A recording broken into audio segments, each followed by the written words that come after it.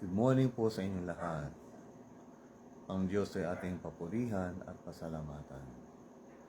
Maligayang araw po ng Sabado, pinagpalang araw po ng Sabado. Panginoong Diyos sa langit, Ikaw ay aming pinasasalamatan at pinupuri sa sandaling ito. Maraming salamat, Ama, sa aming hininga, kalakasan at mabuting kalusugan. Salamat, O Diyos, sa lahat ng mga pagpapala mo sa amin noong kahapon at sa araw na ito. Alam po namin na aming tatanggapin ang iyong pagpapala. O Diyos, kailangan namin ang iyong patnubay, proteksyon at provisyon. Sa sandaling ito, Ama, aking hiniling po sa inyo na ako po inyong samahan sa aking pagbabahagi ng salita ng katotohanan. Sa pamamagitan ng banal na Espiritu ay kumilos ko po sa mga viewers and hearers today. Lord, empower me, guide my thoughts, and use me with the Holy Spirit. I give you all the praise, glory, and honor, because you deserve all these things. In the name of Jesus, I pray with thanksgiving. Amen. Once again, mga kaibigan, good morning. Have a great day. The Lord is good, and He is good all the time. All the time, the Lord is good. Today, I'd like to share with you a message titled, Give Glory to God. Ibigay ang kaluwalhatian sa Diyos. Bakit kaya? I'll give you the reasons why we should give glory to God. But before that, allow me to sing this.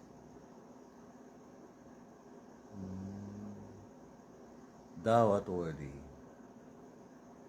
Thou art worthy. Thou art worthy.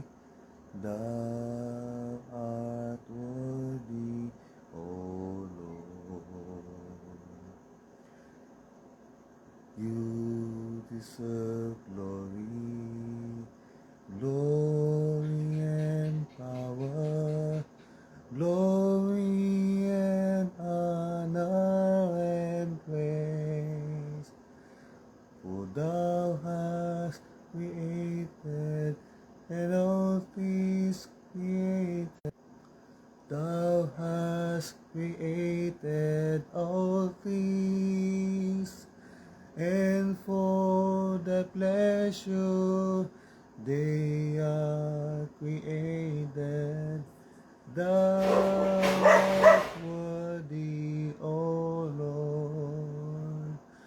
Thou art worthy, O Lord. Thou art worthy, O Lord. Mga kaibigan, when we worship the Lord, hindi po niya tinitingnan ang quality ng voice. Hindi ang kanyang tinitingnan po ay quality ng puso po. Because God looks inside. God looks in our hearts. At the heart, not in our appearance. Outward appearance. Amen. Giving glory to God. God is worthy of glory. Why God is worthy of glory? I'd like to share with you at least 2 reasons why God is worthy of glory. First reason,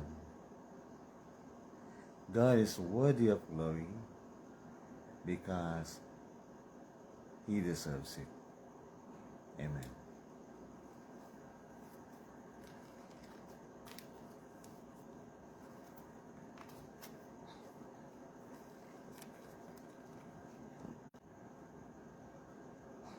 I'd like to read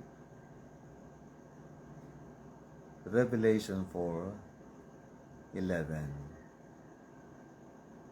Karapat-dapat ka, O Panginoon at Diyos namin, tumanggap ng kaluwalhatian at karangalan at kapangyarihan, sapagkat nilikha mong lahat na mabagay, dahil sa iyong kalooban ay nabuhay sila at nalikha. Karapat-dapat ka, O Panginoon Diyos namin, na tumanggap ng kaluwalhatian at karangalan at kapangyarihan, sapagkat nilikha mong lahat na mabagay, dahil sa iyong kalooban ay nabuhay sila at nalikha. Amen. God is worthy of glory because He is worthy of it. Yun talaga ang dahilan, mga kaibigan. Huwag po tayong mag-imbento ng dahilan. Atin pong tingnan ang salita ng katotohanan. Ang Diyos po ay karapat-dapat ng pagsamba. Karapat-dapat po ang Diyos. Amen. Kung ang tao po ay ating pinapalakpakan, meron pong standing ovation sa ibang bansa. Sa Diyos po, mga kaibigan, siya ay karapat-dapat po ng pinakamalakas na palakpak. Pinakamalakas na. Amen. Hallelujah. Kaya kapag tayo po ay sumasamba sa Kanya, sa bahay-sambahan, sa kapilya, sa church building, sa templo, hindi po nabibingi ang Diyos sa ating napakalakas na pagsabi ng Amen, Hallelujah, Praise the Lord. Mga kaibigan, karapat-dapat po ang Diyos ng mga ito. Kaya kung meron po tayo natanggap na appreciation, honor, isang parangal, pagkilala mula sa tao, mula sa isang organisasyon, huwag po natin isapuso ito. Atin po ibigay ang glory, ang papuri sa Diyos. Amen. Second reason, God is worthy of glory because of who He is. Ang Diyos ay karapat-dapat po ng pagpupuri, karangalan, at kaluwalhatian dahil kung sino siya. Dahil sa kung sino siya. Because of who He is. I'd like to read this verse.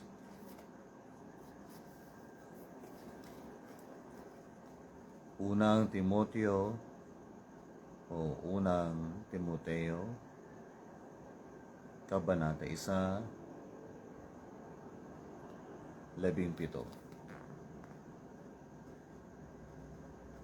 Sa haring walang hanggan, walang kamatayan, di nakikita, tanging Diyos ang karangalan at kaluwalhatian, magpakailanman. Amen. Sa aking binasa po, mga kaibigan, na sino po ang Diyos? Who is God here? Sa haring walang hanggan, eternal God, walang kamatayan,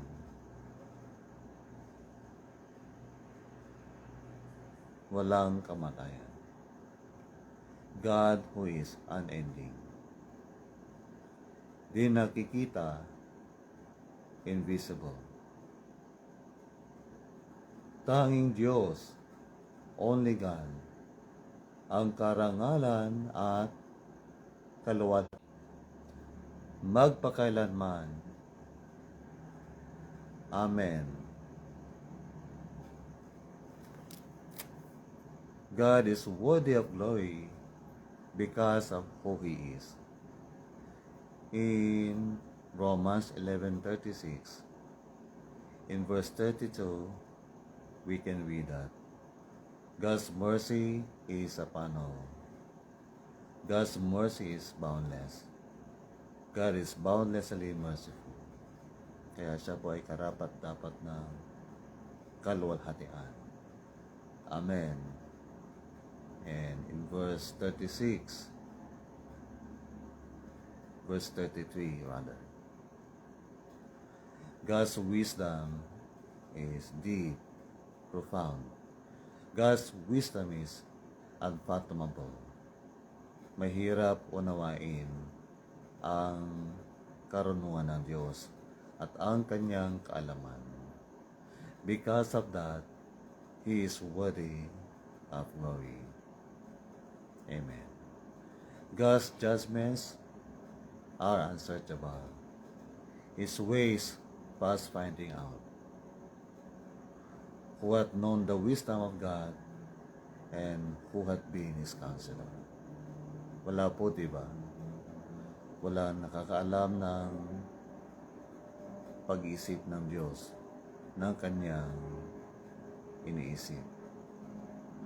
Siya po ay Diyos na hindi matutumbasan ang kanyang wisdom, karunungan. Can you mention to me the Greek philosophers, mga taong marunong?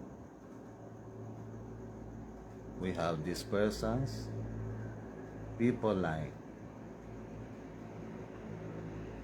Aristotle, Plato, and Socrates, at iba pa. Ni isa sa kanila hindi makatutumbas ng karunungan at kaalaman ng Diyos. At kung sino man ang pinakamatalinong tao sa mundo, ay kailanman ay hindi niya matutumbasan ang karunungan at kaalaman ng Diyos. Because our God is incomparable. Wala siyang katulad. Wala katulad ang Diyos. Siya lamang nag-iisang Diyos mula noon, kahapon, ngayon, at Amen. In verse 36, we can read this. For from Him, and through Him, and to Him are all things, to whom be the glory forever. Amen. For from Him, there is suggesting that God is our Creator. He is the Creator of all things. All things, heaven and earth, and everything in heaven and here on earth. God created them all by His power, and His power is great. God is greatly powerful. Yan po, mga kaibigan, ang ating Diyos. That is why He is worthy of honor. He is worthy of glory. Amen. At saka next part po ng verse na yan ay, and through Him, that is indicating that God is the sustainer of all things. God did not only create all things, but He sustains all things every day. God keeps running the universe. God controls the universe. God keeps the universe moving. Kaya kanyang inutusan po ang araw kung kailan po siya sisikat. Kaya ang araw po ay sumusunod sa utos ng Diyos kung kailan ang buwan ay magliliwanag. Lahat ng bagay po sa mundo ay kontrolado po ng Diyos. And God is sustaining us everyday. Kaya po lumalabas ang araw. Dahil po sa sinag ng araw, lahat ng may buhay po ay patuloy na nabubuhay. Imagine po, buhay na walang araw. Tayo po ay mamamatay lahat kung wala pong sinag ng araw. Ang mga halaman, mga gulay, ay hindi po lalaki, lalago at magbubunga kung wala po sinag ng araw. Mga punong kahoy po ay hindi magbubunga. Kaya tayo po ay mamamatay kung wala po tayo. Opo mga kaibigan, tayo po ay mamamatay kung wala pong sinag ng araw. Hindi po lalaki ang mga baboy. Hindi po mabubuhay ang mga ito kasama mga lamok. Hindi po manok pala, hindi lamok. Kasama po mga manok, mga pato, mga baka, mga kambing, at iba pang ating kinakain upang tayo po'y mabuhay. At higit sa lahat, tayo po mga tao ay mamamatay kung wala pong sinag ng araw. Kaya ating pasalamatan ang Diyos at ating papurihan ang Panginoon Diyos dahil sa Kanyang kabutihan sa ating buhay. God is our Creator. His power is great, so He deserves glory. God is our sustainer. His goodness is astonishing, amazing. His goodness is unending. He is good all the time, and because of that, He is worthy of glory. Amen. So yun po mga kaibigan, kanina I mentioned 2 reasons why God is worthy of glory. Ang unang kanina ay God is worthy of glory because He is worthy of it. Second reason, God is worthy of glory because of who He is. And third reason na po, meron pong dagdag. God is worthy of glory because of the great things that He has done in our lives. At dahil sa mga dakilang bagay na Kanyang ginawa sa ating buhay, ano-ano po ang mayroon. Una po sa lahat, tayo po ay Kanyang nilikha.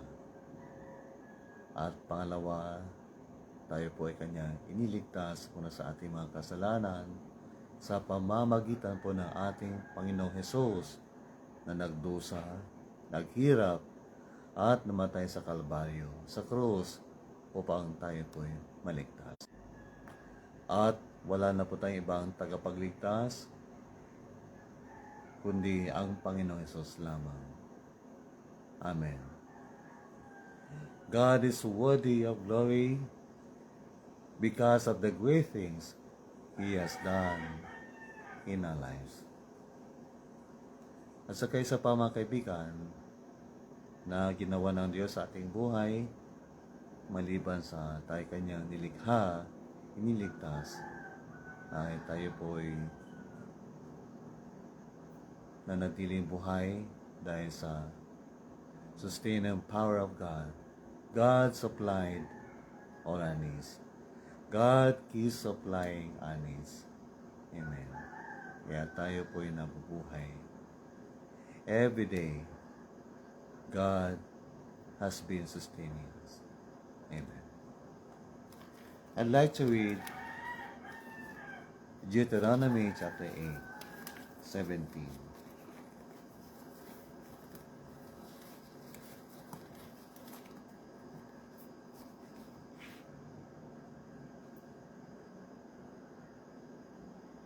Kundi alalahanin mo ang Panginoon mong Diyos sapagkat Siya ang nagbigay sa iyo ng kapangyarihan upang magkaroon ka ng kayamanan, upang Kanyang pagtibahin papagtibayin ang kanyang tipan sa kanyang pinangako sa iyong mga pinuno, gaya nga sa araw na ito. Amen. Tayo po'y binigyan ng Diyos ng kapangyarihan. God has given us the power, the ability to think. At yan po ay malaking blessing from the Lord, the ability to think. Kaya tayo po ay nakatapos ng ating education, pag-aaral, because God has given us the power to think, the power to solve problems. And God has given us the power to work. So yan po mga kaibigan. And because God has given us the ability or power to think, to work, ito po ang nangyari sa ating buhay. Ito, kaibigan, ang nangyari sa iyo.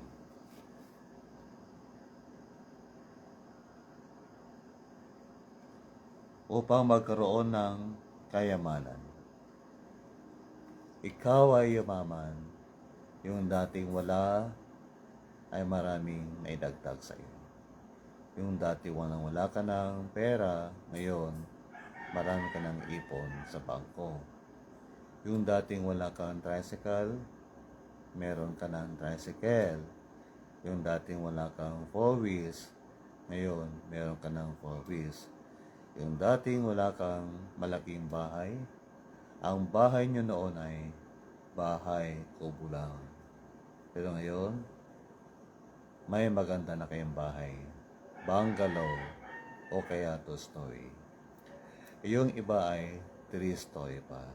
Yung dating ang trabaho mo lamang ay helper, pero ngayon ang ganda ng iyong trabaho, ang ganda ng iyong profession, ang taas ng iyong edukasyon, maganda ang iyong negosyo, kaibigan. Because God has given you the ability to think, the ability to move, the ability to work. Iyan dapat ang iyong pagpasalamat sa Diyos. And because of these reasons, God is worthy of glory. So, tuwing ikay tatanggap ng award, recognition, sa anyo ng trophy, ribbon, lei, certificate, at iba pa. Kaibigan, please, ibigay mo sa Diyos ang luwalhati, ang kaluwalhatian, ang lahat ng karangalan, the utmost appreciation, praise, honor, and glory to God. So, I'd like to advise you, kapag nag-post ka ng iyong achievement, huwag mo sanang kalimutan ng isulat ang to God be the glory. Diba? Because God is worthy of glory. Pag-isulat ang to God be the glory with things He has done. Kung ikay tinatamad na magsulat ng to God be the glory, siguro yung shorter. Glory to God. Glory to God. Hindi, thank you Lord na lang. Now I'd like to ask you, mahirap bang isulat ang aking mga sinabi? To God be all the glory. I think, hindi mahirap isulat. Di ba? Ang tagal-tagal mong mag-chat sa iyong friend. Yung magsulat lang ng to God be the glory, mga few seconds lang yon, di ba? Yung magsulat ng glory to God, ng thank you Lord. Sa iyong papuri o Diyos, mga kaibigan, huwag po nating ibigay sa Diyos ang kaluwalhatian, ang lahat ng karangalan, ang lahat po ng pagkilala, praise, papuri, ang lahat po ng pasasalamat. Because God is worthy of glory. Because He is worthy of it. Because of who He is. and because of the great things He has done in our lives. Kaibigan, hindi ka naging ganyan, matalino, malakas, mayaman, maganda ang trabaho, naging mataas ang pwesto, naging mataas ang posisyon, kinikilala ng mga tao kung hindi ka pinagpala ng Diyos. So, give God the glory, kaibigan. Hindi ka nakabrod kung hindi ka pinagpala ng Diyos. So, give God the glory. So, I'd like to advise you, sumampat ka dito Pilipinas, why not maghanda ka rin at invite your neighbors to rejoice with you. Pakainin mo sila, i-share yung blessing sa kanila. I-share mo yung mga blessings sa iyong mga kapatid, mga kamag-anak. As you give thanks to the Lord, share your blessings with other people. As you honor the Lord, as you glorify God, as you give thanks to the Lord. Amen. Diyan lang po kayo sapagkat tayo po yung magdadasal. Mrs. Celedonia Benco, San Blas, Villasis, Pangasinan, o Lipay, Villasis, Pangasinan. Si Salona Kumilan, ang aking asawa. I'm watching right now. My classmate, Brother Romeo, ay hindi pala. My uncle, Romeo Serran Maynes, Paris, France. Karamutan, Villasis, Pangasinan dati. And my co-worker, colleague sa Urdaneta City University dati. Ma'am Rosalina Sireno Cristobal. And Sister Rodora Espanto. Thank you, Sister Rodora, for sharing your blessings with me. May the Lord bless you more. And all of you, mga kabsat, mga kapatid, mga kaibigan, dating katrabaho, kapitbahay, at kakilala. Join me today as we give thanks to the Lord, as we praise Him and give Him all the glory He deserves. Tayo po'y magdasal.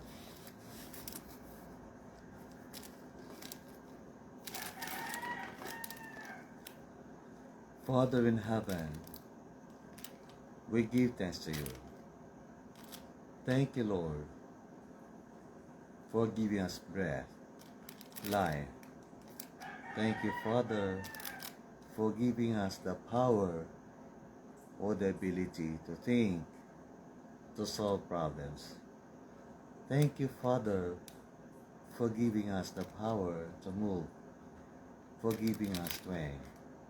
Thank you, Lord, for giving us strength to work for our family, so that our children can complete their education.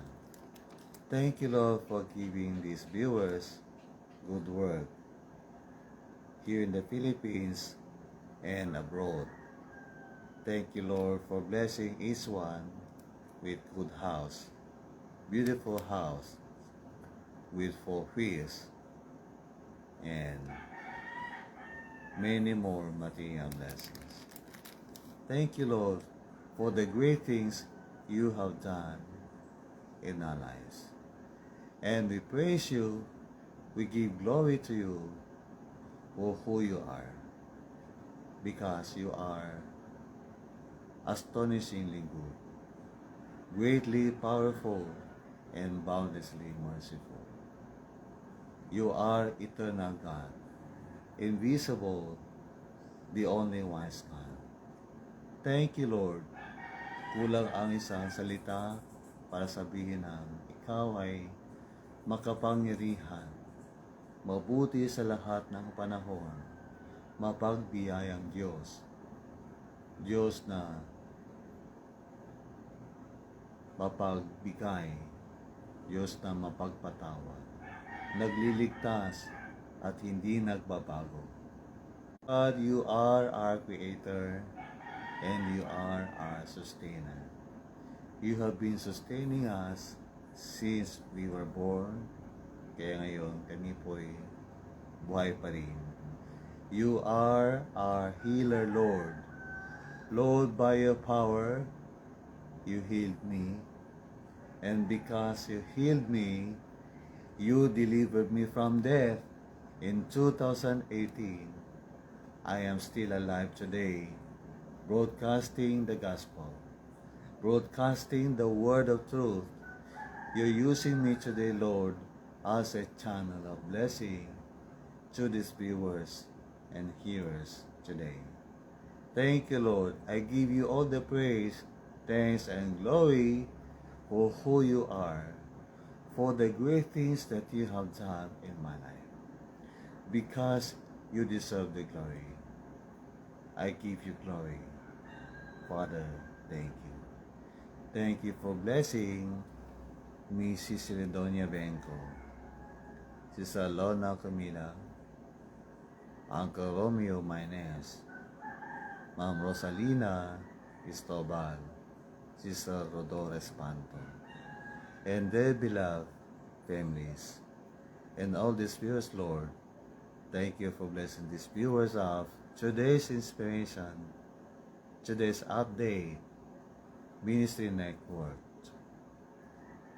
Pedro Bautista Lopez Clan, Jeta BMC members, Jeta BMC Class 3, Preachers Virtual Academy, UCU Friends, Villamor Cumilang Ministry followers, Amazing Grace Ministry followers, Glory to God Ministries viewers, Lifeline Ministry viewers, Start Your Day with God viewers, Villamor and Friends viewers, Villamor B. Cumilang viewers, Villamor Ordonez Cumilang viewers, Villamor Jr. Cumilang viewers, and all the viewers today, Lord. Thank you, Father, for blessing them and their beloved families. And Lord, once again, we give you the highest praise, all the honor and glory, and thanks. Thank you, Lord, for blessing us. And Lord, I humbly ask you, bless these viewers today. Keep them, blessing them, oh God, with breath, strength, protection, guidance, provision, and everything they need in life. Grant their desires and answer their prayers. And the sick, Lord, heal them, improve their health, repair the damages in their bodies. In the name of Jesus, and by His stripes, they are healed spiritually, mentally, emotionally, socially, and physically. Bless their plans.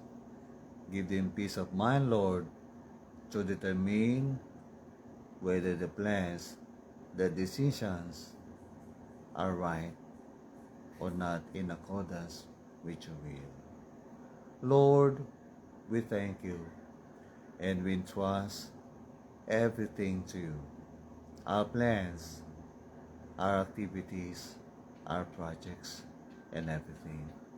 Bless all the overseas Filipino workers in France, in London, Spain, Greece, Saudi Arabia, Dubai, Canada, USA, Australia, Taiwan, Hong Kong, Macau, and in the whole world.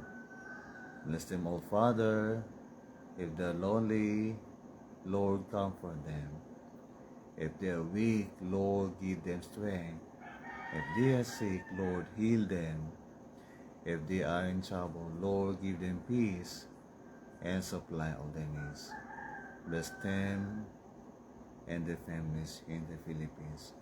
And bless all the professional workers today and in the coming days.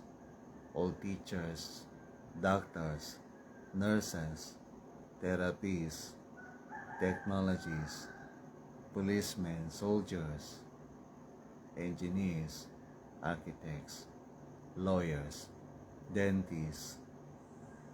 Bless also all office workers, all farmers, fishermen, carpenters, helpers, drivers, businessmen, vendors, and many more, Lord. Bless us students today as they go to school, Lord. Ingatan mo sila, bigyan mo sila ng karunungan, kalaman upang sila ay makatapos ng kanilang pag-aaral. And bless all church workers today, all pastors, pastoresses, deacons, deaconesses, missionaries, and all church workers, all church leaders, Lord.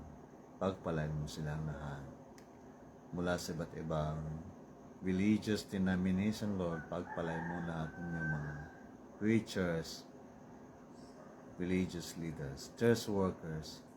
Maraming salamat po, Panginoon. Sana po, Lord, magkaisa ang buong mundo, ang lahat ng grupo ng mga Kristiyano, na wala sanang bangayan dahil kayo may magkakaiba ng paniniwala, kundi magkaisa, Panginoon Diyos, kung tungkol sa kabutihan ng aming bansa. Magkaisa sa panalangin, O Diyos, especially nowadays na siraan, O Diyos, wasakin ng kapangyarihan, ang pwersa, ang trabaho, ang gawain ng kaaway sa aming bansa. I pray in the name of Jesus, Lord, destroy the works of the enemy in the Philippines, in our community. Lord, kumilos ka po. We believe, Lord, na walang mahirap sa iyo. Walang imposible po sa inyo. Inyo pong bigyan ng wisdom ang aming national president, ang lahat po ng mga senador, cabinet members, congressmen, provincial, municipal, and barangay political leaders. Thank you, Lord. Maraming salamat po. At kami po inyong patawarin sa aming mga pagkukulang at mga kasalanan sa inyo. Maraming salamat po, Ama, for this opportunity to broadcast the gospel, to broadcast the word of truth. Thank you, Lord, for giving me breath, strength, and good health today. Maraming salamat po. And once again, we give you the highest praise, the deepest thanks, and all the glory and honor in the name of Jesus. Amen. Receive the blessings of the Lord. The Lord bless you and keep you. The Lord make his face shine on you and be gracious to you. The Lord lift up his countenance on you and give peace to you. The Lord deliver you from harm, danger, disease, and even from death, in accordance with his will, now, tomorrow, and forever. Amen. Good morning, and may the Lord bless you. Unong Barangay, Roberto Damias, Doruan. Huli ko kasi nakita ang iyong pangalan. And all of your viewers, the Lord bless you today. Your family, your leadership, your ministry, your plans, your activities, your works, undertakings, your tasks, once again, and everything about you. God bless. And good morning. Have a great day.